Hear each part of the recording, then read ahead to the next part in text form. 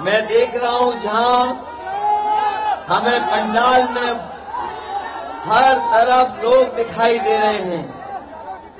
जहां पेड़ों की छाया है वहां बड़ी संख्या में लोग हमें दिख रहे हैं। जहां छाया नहीं है उस सड़क के बिल्कुल किनारे दूर तक हमें वो पीली शर्ट जो सर पे हाथ रखे हैं वो तक दिखाई दे रहे हैं। और पीछे छत पर ये लाल सफेद और चश्मा लगा करके दोनों हाथ दिखा रहे हैं हमें पीछे तक। और इधर जहां हेलीकॉप्टर है ये हमें केवल सरीसर दिखाई दे रहे हैं। ये अयोध्या लोकसभा के लोगों ने मन बना लिया है कि इस बार वो अपने अवधेश प्रसाद जी को लोकसभा भेजने जा रहे हैं। मुझे मंच पे आते ही कुछ साथियों ने कहा कि ये अयोध्या अब अवधेश प्रसाद जी की होने जा रही है, किसी दूसरे व्यक्ति की नहीं।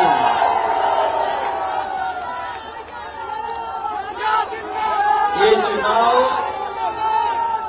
इस बार जो देखने को मिल रहा है, हमारी पार्टी के नेता संगठन वो तो मेहनत कर ही रहा है, लेकिन ये पहला चुनाव देखने को मिल रहा है जहां जनता अपने आप चुनाव लड़ रही है।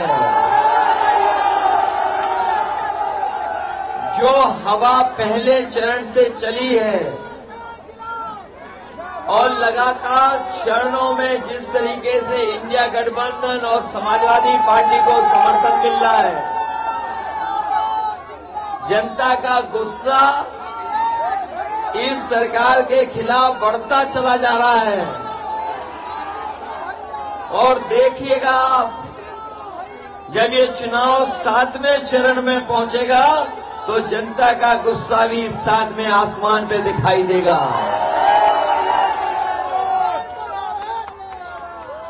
आज ये उत्साह और सहयोग और समर्थन देख करके लग रहा है कि जो लोग संविधान बदलना चाहते हैं उनको अयोध्या वाले बदलने का काम करेंगे।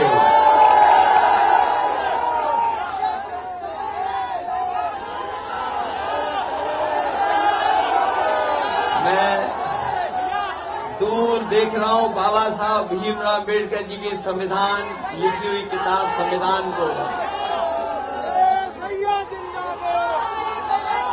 रोटी कपड़ा और मकान तो है जरूरी, रोटी कपड़ा और मकान, लेकिन हमें अपना संविधान भी बचाना है, जरूरी है हमारे लिए संविधान। ये जो सत्ता में पिछले 10 साल से रहे हैं, 10 साल से लगातार हमें और आपको इनकी सरकार देखने को मिली है। और आज जब हम लोग इस सरकार का आकलन कर रहे हैं तो भारतीय जनता पार्टी के लोगों की हर बात झूठी निकली, इनका हर वादा झूठा निकला। वही हमारे किसान महसूस कर रहे हैं और ये जान रहे हैं कि जो लगातार उन्हें सपना दिखाया गया था कि किसानों की आय दोगुनी हो जाएगी, लेकिन जब किसान अपनी फसल तैयार कर करके बाजार में भाव या सरकारी भाव जो देना चाहिए वो नहीं दे पा रही है, जो किसानों को आय दोगुनी का सपना दिखाया गया था, आज हमारा किसान संकट में चला गया। और एक ऐसा भी समय हमारे गरीब और किसान भाइयों ने देखा जब बीजेपी के लोगों ने दिल्ली में काले कानून लाने का काम किया था। और ऐसे काले कानून ला रही थी सरकार जिसके लागू हो जाने से हमारे किसानों की पैदावार तो छीन ही लेते, पैदावार की लूट तो होती, साथ ही साथ उनकी जमीन पर भी कब्जा कर लेते। मैं अपने किसानों को बधाई दूंगा, वो लगातार आंदोलन करते लड़ते रहे, दिल्ली को घेर करके बैठ गए, सालों साल वहां बने रहे, तभी किसान घर वापस लौटे जब इस सरकार ने तीनों काले कानून वापस ले लिए। हमारा किसान झुका नहीं, गरीब लड़ते रहे, समाजवादी खड़े रहे। और हम लोगों ने उत्तर प्रदेश में ऐसा भी देखा कि एक थार लेकर के आए और किसानों पर चढ़ा दी, किसानों की जान गई और भी साथी चले गए, लेकिन किसानों ने अपने आंदोलन को रोका नहीं, वो लगातार अपनी लड़ाई लड़ते रहे। आज हम अपने किसान भाइयों को भरोसा दिला के जा रहे हैं। इंडिया गठबंधन और समाजवादी पार्टी ने तय किया है कि जब आने वाले समय में सरकार जब बनेगी तो अपने किसानों को एमएसपी का कानूनी अधिकार दिलाने का काम करेंगे। न केवल कानूनी अधिकार एमएसपी का दिलाया जाएगा, बल्कि साथ ही साथ जिस तरीके से हमारे किसानों को धोखा दिया गया, जिस समय कर्ज माफी का सरकार ने फैसला लिया, उन्होंने ये नियम बनाया कि जिनका कर्ज 5 करोड़ से ऊपर बैंकों पर है, जिन्होंने बैंकों से कर्ज लिया है 5 करोड़ से ऊपर, उनका कर्ज माफ कर दिया जाएगा। बड़े बड़े उद्योगपतियों का कर्ज माफ हो गया, बड़े बड़े कारोबारियों का कर्ज माफ हो गया, लेकिन हमारा किसान और गरीब जिसका केवल लाखों में कर्जा था, उसका कर्जा माफ नहीं किया सरकार ने। हम अपने गरीबों को, किसान भाइयों कह के जा रहे हैं, इंडिया गठबंधन ने फैसला ले लिया है, अगर वो उद्योगपतियों का कर्ज माफ कर सकते हैं तो हम लोग भी गरीबों पर, अपने किसानों का पूरा कर्ज माफ करेंगे। उनका 16 लाख करोड़ कर्ज माफ किया है, हमारे किसानों पर तो मामूली लाखों में कर्जा है। इसलिए किसानों को सुविधा देना, उनका कर्ज माफ करना, उनकी एमएसपी दिलाना, ये समाजवादियों का, इंडिया गठबंधन का संकल्प है। और 4 जून के बाद, सरकार बनने के बाद, हम लोग आपके पक्ष में फैसला लेंगे। ये हमारे नौजवान दिखाई दे रहे हैं, ये वो नौजवान हैं जिन्होंने तैयारी की, कोशिश की, मेहनत से पढ़ाई की, अपनी 10वीं 12वीं परीक्षा की, सालों साल कोचिंग की, पैसा लगा करके, अपनी गरीबी में उधार मांग कर भी कोचिंग की और परीक्षा की तैयारी करते रहे। लेकिन दुर्भाग्य है इस सरकार की वजह से, जब परीक्षा आई, परीक्षा लिखने गए नौजवान, परीक्षा लिखी और जब घर लौट करके आए तो पता लगा नौजवानों के, उनका पर्चा लीक हो गया। हर परीक्षा रद्द हो गई सरकार में। ये नौजवान पढ़ने लिखने वाले जो खड़े हैं, ये जानते होंगे कि इन्होंने जितनी भी परीक्षाएं दी, सब परीक्षाओं के पेपर लीक हुए, पेपर रद्द हो गया। इन्हें नौकरी नहीं दे रही सरकार, इनको रोजगार नहीं दे रही सरकार। और यही नौजवान अगर मन बना ले, मैंने तो कई बार, कई मौकों पर कहा, परीक्षा रद्द होने की वजह से 60 लाख बच्चों का जीवन खराब हुआ है। यही 60 लाख बच्चे और उनके माँ बाप को अगर हम जोड़ दें तो एक परिवार में 3 सदस्य सरकार से नाराज हैं, और 60 लाख अगर नाराज हैं तो 60 लाख का गुणा अगर हम 3 में कर दें तो 1 करोड़ 80 लाख उत्तर प्रदेश में सरकार से नाराज नौजवान और नौजवान के माँ बाप हैं। यही 1 करोड़ 80 लाख अगर 80 लोकसभाओं से भाग दे देंगे तो हर लोकसभा में 2,25,000 वोट कम हो गया बीजेपी का। बताओ, जिस दल का एक लोकसभा में 2,25,000 वोट कम हो गया, तो बताओ वो दल बचेगा कैसे? बताओ, सफाया करने जा रहे हो बीजेपी का कि नहीं? नौजवानों, याद रखो, आपकी नौकरी नहीं छीनी इन्होंने।